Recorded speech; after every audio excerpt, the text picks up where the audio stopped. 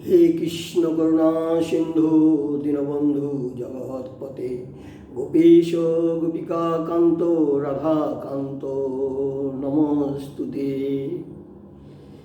जय माँ, जय जगन्नाथ। माँ और जगन्नाथ का चरण में मेरा कोटि कोटि प्रणाम निवेदन करते हुए आज भीष्म पितामह का जो दूसरा ये है भाग है वो हम वीडियो करने का कोशिश करूँगा।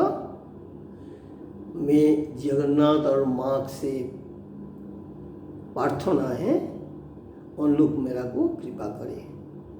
कृपा बिना किसी को कुछ नहीं हुआ इस ये धराधाम में, इसलिए कृपा पाने का लिए सदा ये करना चाहिए, चेष्टा करना चाहिए। इसे चातक पाखी है पानी का लिए वो ये का ऐसे ये करके रहता है, फिर ये पानी उनका मुंह में आ जाता है। ये प्रकृति का नियम है ना। तो भीष्म पितामह कुरुक्षेत्र युद्ध में उन्हें सबसे बड़ा धनुर्धर था। उनका मन भी वो टाइम में इतना बड़ा धनुर्धर दुनिया में नहीं था। भगवान श्री कृष्ण ने प्रतिज्ञा किया था जो कुरुक्षेत्र युद्ध में उन्हें अस्त्र धारण नहीं करेगा। बाकी भीष्मदेव भगवान श्री कृष्ण का परम भक्त था। तो उन्हें श्री कृष्ण को बताया था आप प्रतिज्ञा किया जो कुरुक्षेत्र युद्ध में आप अस्त्र धारण नहीं करिएगा। बाकी हम भी प्रतिज्ञा कर रहा है, हम यदि आपको सच्चा भक्त है तो कुरुक्षेत्र युद्ध में आपको हम अस्त्र धराएगा ही, इसमें कोई ये नहीं है। भक्त वत्सल भगवान है। भगवान भक्तों का लिए क्या नहीं करता है, भक्तों का लिए यही है। भगवान पर प्रतिश्रुति है कोई मेरा का लिए यदि हाथू जल पानी में उतरे तो हम उनका लिए गला जल नमेगा। और उनको रक्षा करने के लिए मेरा जो ये है सखा है सुदर्शन, उनको ये करके रखेगा। बोले उनको कुछ हुआ तो तुम रक्षा करना। अम्बरीश राजा को सुदर्शन चक्र जब छूट दिया रहा, उनको उन्हें रखा गया था ये से मुनि से। इसीलिए बोला ठीक है भक्त वत्सल को तो हम उनका प्रतिज्ञा तो रक्षा करना ही है। जो कुरुक्षेत्र युद्ध 18 दिन हुआ था। पहला जो युद्ध आरंभ हुआ था तो उधर में सेना का अध्यक्ष था पितामह भीष्म। इसे उन्हें वयोज्येष्ठ ज्ञानवृद्ध वयोवृद्ध ज्ञानवृद्ध एवं युद्ध में पटु एवं सबसे उम्र में ये था, इसलिए उनको सेनाध्यक्ष नियुक्त किया। तो युद्ध कई दिन हो गया। बाकी भीष्मदेव पांडव जो पंचो भाई था युधिष्ठिर भीम अर्जुन नकुल सहदेव, उन लोग को कोई कारण से मारने नहीं सीख रहा था।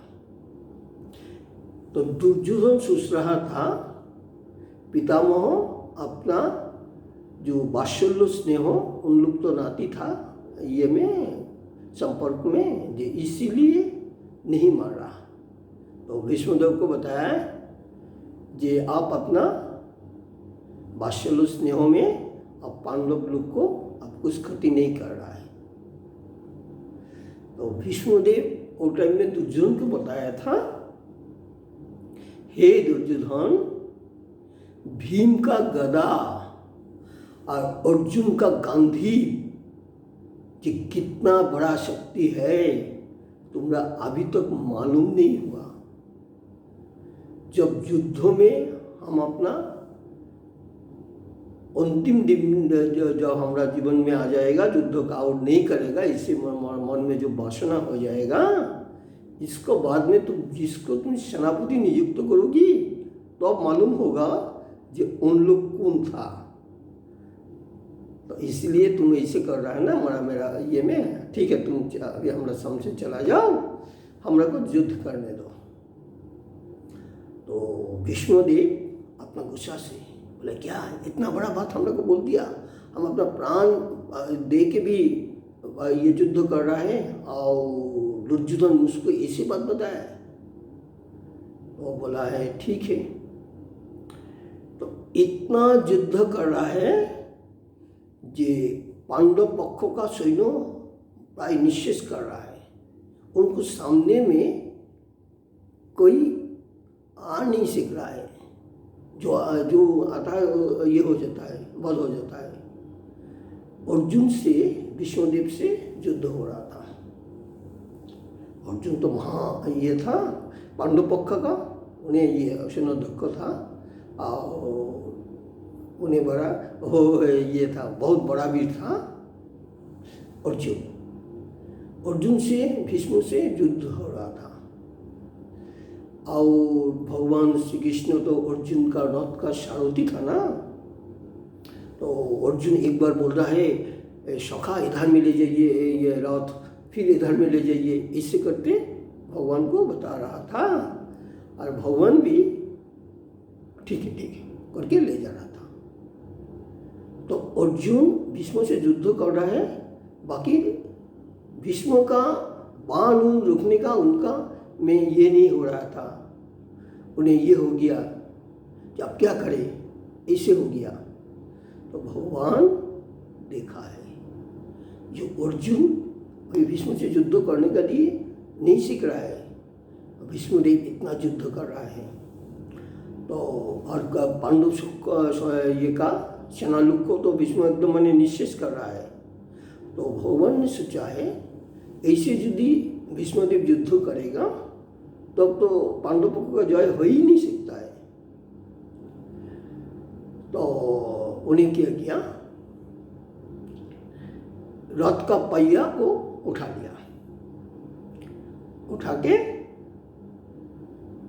भीष्म को मारने के लिए गया।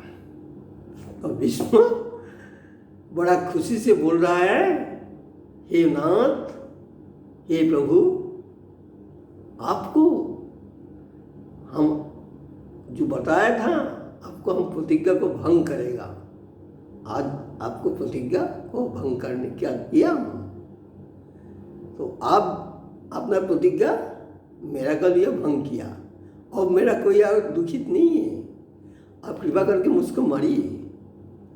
हम तो अभी आपको चरण में जाने के लिए हमारा इच्छा है, अब मारिए। इतना टाइम में अर्जुन दौड़ के गया और अपना प्रिय सखा श्री कृष्ण को पकड़ के लिया। आके बोलते नहीं नहीं नहीं नहीं सखा, आप ऐसे मत करिए, हम युद्ध करेगा। ऐसे करते करते वो दिन युद्ध समाप्त हो गया। तो ये ने श्री कृष्ण ने सोचा है जो भीष्मदेव यदि ऐसे युद्ध करेगा तो अपना पांडव पक्ष जय हो ही नहीं सकता है।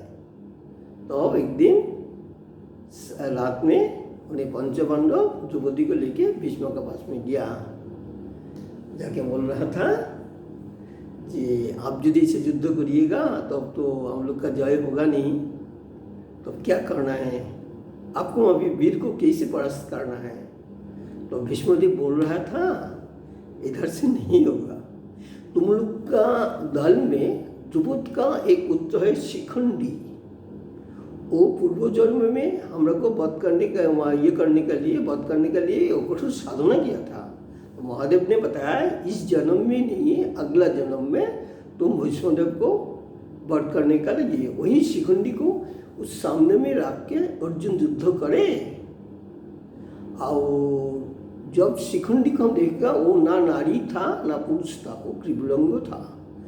तो वो जो सामने में जो ये करेगा तब हम उनको तो ये नहीं बाण नहीं मारेगा। वही ये में अर्जुन हम लोग को बाण मार के हम लोग को ये करने सीखता है, परास्त करने सीखता है। और उन लोग तो असली रहस्य जान लिया, तो उन लोग भीष्मदेव को प्रणाम करके आया। आके अर्जुन को जो भगवान बताया तो अर्जुन बोला नहीं, यही निष्ठुर का हम नहीं करने सीखता है। पितामह बचपन में कितना गदी हमारा पिताजी नहीं था, कितना गदी में हम लोग को उठा के ये करके लालन पालन किया। तो भगवान बोल रहा है ये तो उनका यही था ना, महादेव का वर था ना, शिखंडी का ये है ना, शिखंडी उनका ये तपस्या किया ना। तो अर्जुन राजी हुआ।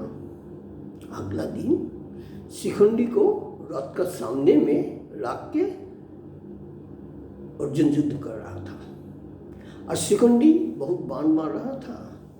भीष्मदेव बोल रहा था तुम जितना बाण मारो हम तुम लोग को मारेगा नहीं। तो अर्जुन का और शिखंडी का बाण का ये में भीष्मदेव का ये में सारा देह में बाण में ये हो गया। तो ये भीष्मदेव गिर पड़ा है, रथ से गिर पड़ा है, बाकी माटी स्पर्श नहीं किया। तो दो दिन थम गया। तो भीष्म पितामह बोला हमरा पानी चाहिए। दुर्योधन ये में गया, अपना राज में गया, जाके सोना का पात्र में पानी लेके आया। विष्णुदेव देखा है तक नहीं, विष्णुदेव अर्जुन का ये में देखा है। अर्जुन समझ गया, अर्जुन भूमि में वरुणास्त्र मारा है। जब वरुणास्त्र मारा है तो भगवती गंगा उधर से निकाल के भीष्म का इसी मुंह में आके गिरा है। तो भीष्म तो भी बोल रहा था अर्जुन को अभी भी अच्छा है, हमरा अंत में हमरा परास्त में तुम अभी भी युद्ध बंद करो। तो ये दुर्योधन ये हो गया। तो भीष्मदेव बोला ठीक है जो खुशी करो। तो भीष्मदेव अपना ये में धन में गिरा हुआ है। ये भीष्मदेव का भगवान श्री कृष्ण से जो प्रतिज्ञा किया था आपको ये वही घटना है। इसको बाद में जब हम वीडियो करेगा तीसरा अध्याय हम आप लोग को सुनाने की कोशिश करूँगा पितामह भीष्म के बारे में। तो आज जो पितामह भीष्म का बारे में जो दूसरा भाग हम करने का सौभाग्य हुआ वो माँ जगन्नाथ जी का लीला में हुआ। ये बोल के माँ और जगन्नाथ का चरण में मेरा कोटि कोटि प्रणाम है। माँ तुम्हारा और जगन्नाथ जी का कृपा है। जय जगन्नाथ, जय माँ।